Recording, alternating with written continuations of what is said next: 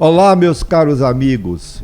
Boa tarde, ou bom dia, ou boa noite, na dependência do horário que você estiver assistindo esse vídeo. Nós hoje vamos falar de acidente de tráfego, ou melhor, prevenção ao acidente de tráfego.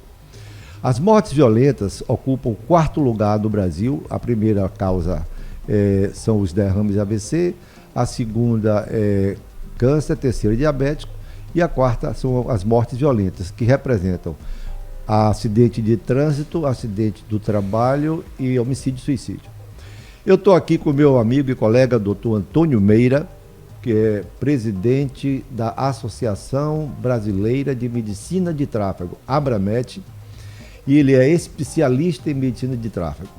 E eu vou começar perguntando ao meu amigo Meira o seguinte: qual é o campo de atuação da especialidade de medicina de tráfego? Me fale um pouco dessa especialidade. Bom dia, boa tarde, né? Boa noite, a depender, como você falou aí, de quem estiver assistindo, do horário. Inicialmente agradecer pelo convite, doutor Raimundo Pinheiro. É uma honra estar aqui com esse bate-papo, né? Para poder esclarecer algumas dúvidas. A medicina do tráfego é uma especialidade médica. Está entre a 17ª especialidade médica com maior número de médicos registrados no Conselho, né, dentre as 55 especialidades. Então nós temos 55, a medicina de tráfego é a 17ª. E o que é a medicina do tráfego? É uma especialidade, na verdade é uma ciência médica destinada à manutenção do bem-estar biopsicossocial do homem que se desloca, independente do meio de deslocamento, seja ele terrestre, viário, aquático. Então, se tem deslocamento, se tem um homem se deslocando, tem a presença da medicina do tráfego, sempre tentando evitar que ocorram esses acidentes, né, de tráfego, essas tragédias do tráfego. E quando ocorre, a gente tenta sempre mitigar as consequências desses acidentes.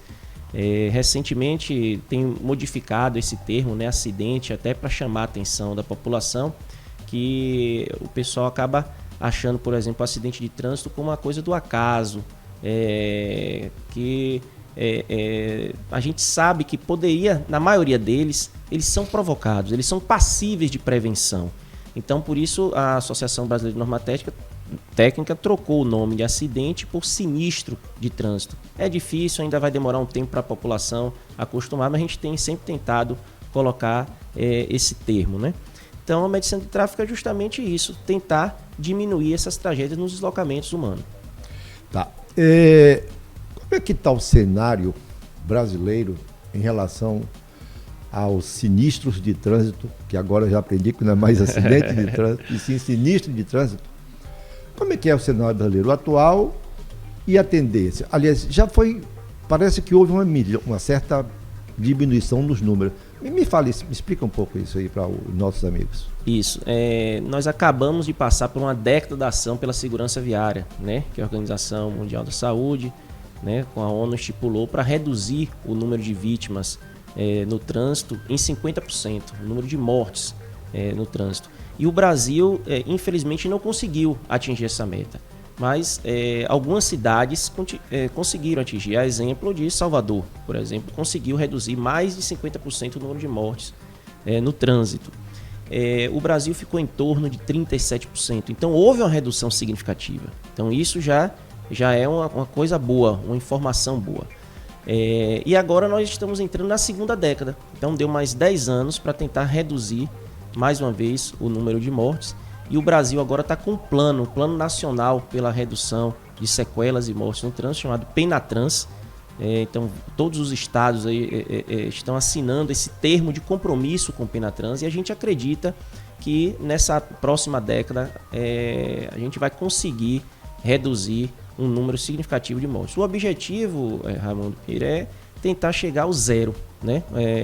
Nós temos até um projeto que vem da Suécia, que é o Visão Zero. Então é ninguém morrer no trânsito. Então esse seria o objetivo. A gente sabe que não é fácil, que é um sonho a ser atingido, mas precisamos colocar essa meta, que não é admissível uma pessoa morrer em deslocamento, né? Como a gente comentou aqui, a maioria das tragédias no trânsito são passíveis de prevenção. Nós sabemos as causas, e essas causas são preveníveis, né? E é esse o nosso maior objetivo, prevenir esses sinistros. Ok. A questão do cinto de segurança, nós já vencemos essa batalha, vamos dizer assim. Hoje, dificilmente a gente vê alguém, pelo menos no banco da frente, dirigindo sem cinto.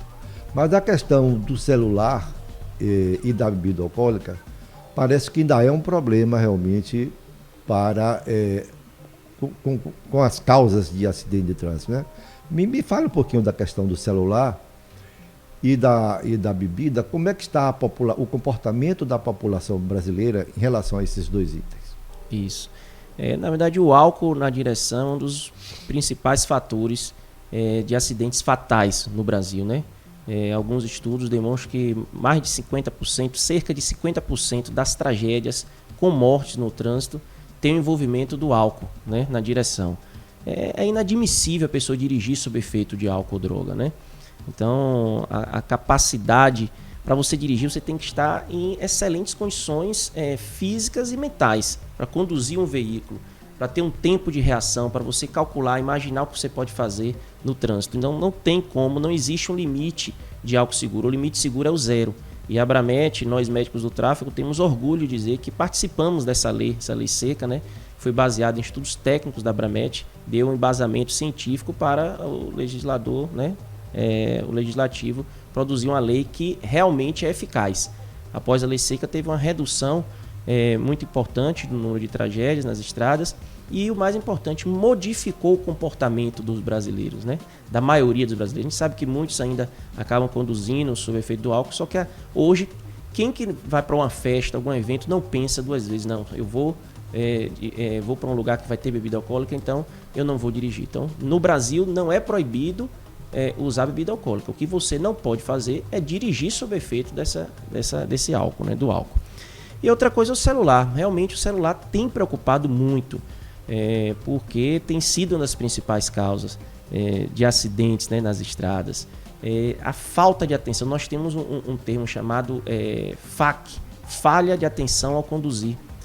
Fizemos uma diretriz ano passado e publicamos a importância de ter o cuidado de dirigir com atenção e de não utilizar o celular durante a direção veicular, né? Então, o uso do celular, ele aumenta, ele quadruplica a chance de ter um acidente fatal. E a depender do que você estiver fazendo, se estiver enviando uma mensagem, os estudos mostraram que em simuladores, tudo que pode aumentar em até 23 vezes a probabilidade de ocorrer um sinistro de trânsito. Então, olha que número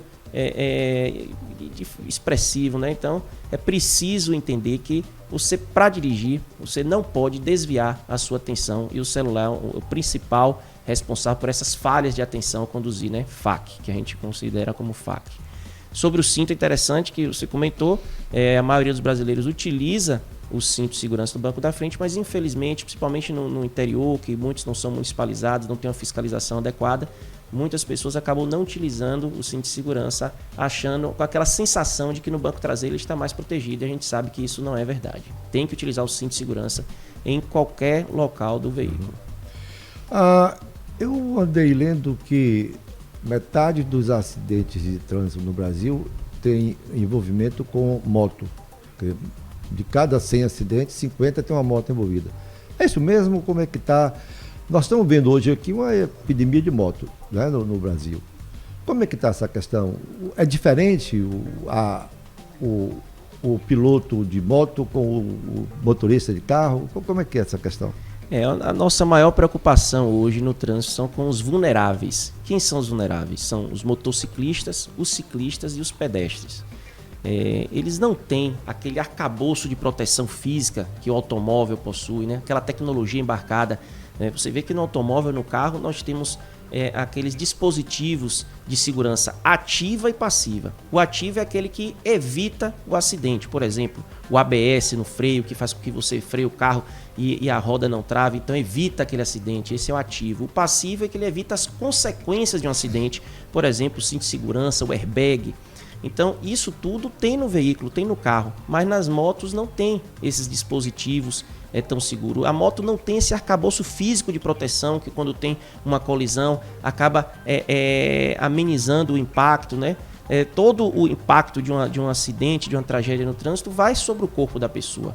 Então, a maioria das vítimas de acidentes envolvendo motos, né, os motociclistas, eles acabam sofrendo traumas de grande porte. Então, precisam passar por cirurgias complexas, acabam ficando mais tempo internado no hospital, muitas vezes precisam de cirurgias complexas, né, neurológicas, ortopédicas, vasculares, precisam ficar em unidade de terapia intensiva por mais tempo. Então, a probabilidade de sofrer uma lesão grave ou morte em um motociclista é muito maior do que uma pessoa dentro de um veículo com todo aquele arcabouço físico e tecnológico que protege. E além disso, Pinheiro, o motociclista ele é menos visível no trânsito.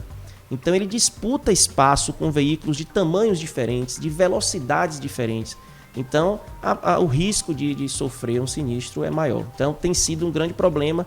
E a gente tem cada vez mais orientado. O Código de Trânsito Brasileiro fala o seguinte, que o maior deve proteger o menor, né? Que deve proteger o que tem menos velocidade e tal. Então, o veículo, o caminhão, o carro deve pensar mais no motociclista, no ciclista e no pedestre, né? Então, e o motociclista tem que, sabendo desse risco, dessa probabilidade maior de sofrer lesões e morte, ele tem que tomar muito mais cuidado, respeitando as leis de trânsito, né? Isso é fundamental. No exame médico de uma pessoa que vai pilotar moto, que vai dirigir um carro, o que é que o médico do tráfego, no caso, pode contraindicar? Quais as contraindicações do ponto de vista médico para se pilotar uma moto ou receber uma carteira de motorista? Ótima pergunta. Na verdade, todo condutor brasileiro, né, habilitado, para ele se habilitar, tem algumas etapas no Código de Trânsito Brasileiro. A CNH, ela não é um direito do cidadão, né? Ele tem que, para ela conseguir a habilitação, tem que passar por algumas etapas. E uma das etapas principais e iniciais é o exame de aptidão física e mental, em que hoje no Brasil, está no Código de Trânsito Brasileiro, ele deve ser realizado por um médico especialista em medicina do tráfego. Então, esse médico especialista em medicina do tráfego vai fazer esse exame, ver se aquela pessoa está em condições físicas e mentais ideais para conduzir o veículo com segurança. E nós temos uma diferença em cada tipo de de classe de condutores. Então, por exemplo, nós temos orientações específicas para o motociclista, nós temos orientação específica para a gestante, para o idoso, para o jovem, né, o adolescente. Então, no caso do motociclista, o exame em si, ele tem um padrão, existe uma resolução do CONTRAN que fala o que deve ser feito, no mínimo deve ser realizado ali. Tem as orientações da Associação Brasileira de Medicina do Tráfego, todos os protocolos, diretrizes, né, e também algumas regulamentações do Conselho Federal de Medicina. Mas o médico, além disso, ao examinar o motociclista, ele deve orientar sobre esses riscos que ele está sendo exposto. E aí tomar o cuidado, por exemplo, da orientação sobre a obrigatoriedade e a importância de utilizar os equipamentos de proteção individual, né? O exemplo principal é o capacete. O capacete usado de forma correta, ele evita em mais de 70% o risco de ter uma lesão grave, um trauma crânioencefálico, né? E protege, ou seja, diminui o risco de morte em cerca de 45%. Então é fundamental que o médico, naquele momento, que é um exame, vamos dizer assim, compulsório, né, periódico, que aquele condutor fica fazendo de tempos e tempos, ele aproveite essa oportunidade para orientar o motociclista o que ele deve fazer, o que não deve fazer, com orientações de segurança e deixar ele mais consciente do seu papel no trânsito, né? É importante que cada um tenha um papel importante no trânsito. Ok. Eu estou conversando com o doutor Antônio Meira, especialista em medicina de tráfego, nessa conversa que tem o objetivo de ajudar você, caro amigo, a colaborar com a diminuição da estatística brasileira sobre sinistro no trânsito. Doutor Meira, para finalizar, então eu lhe deixo que você passe a sua mensagem para os nossos amigos ouvintes sobre a questão da prevenção a acidente de trânsito. Eu já inicio agradecendo mais uma vez pelo convite, essa oportunidade. Nós sabemos que é fundamental levar informação para a população, né? Então a educação Não educação só de conhecer os sinais de trânsito, mas levar preceitos de cidadania, de respeito ao próximo no trânsito. Isso é fundamental para a gente melhorar essas estatísticas. E olhando friamente, são estatísticas, mas quando a gente vai ver o impacto de uma mãe que perde um filho recém-formado, vítima de um sinistro de trânsito, não tem como a gente encontrar assim, algo que possa diminuir o sofrimento dessa mãe. Então, a gente pede a todos que, primeiro, tenha consciência, né, do seu papel no deslocamento humano, respeite as leis de trânsito. É simples, existem leis, as leis brasileiras, a lei do trânsito brasileira é uma das melhores do mundo, agora ela precisa ser cumprida, né, e punir aquelas pessoas que acabam descumprindo essa lei, né? Precisamos acabar com a impunidade no trânsito brasileiro. E o mais importante é isso, conscientizar. Como o próprio Mar Amarelo, estamos nesse mês de conscientização sobre o sinistro de trânsito, destacar que juntos salvamos vidas. Então, cada um tem o seu papel importante, respeite as leis de trânsito, saiba que você tem direitos e deveres e tem como a gente reduzir. Os sinistros de trânsito, na sua grande maioria, eles são passíveis de prevenção. Então, cabe a nós fazer a nossa parte. Essa é a nossa contribuição ao Maio Amarelo. Muito obrigado ao Dr. Meira e espero ter contribuído com você para a prevenção de acidentes de trânsito no Brasil. Até a próxima e muito obrigado.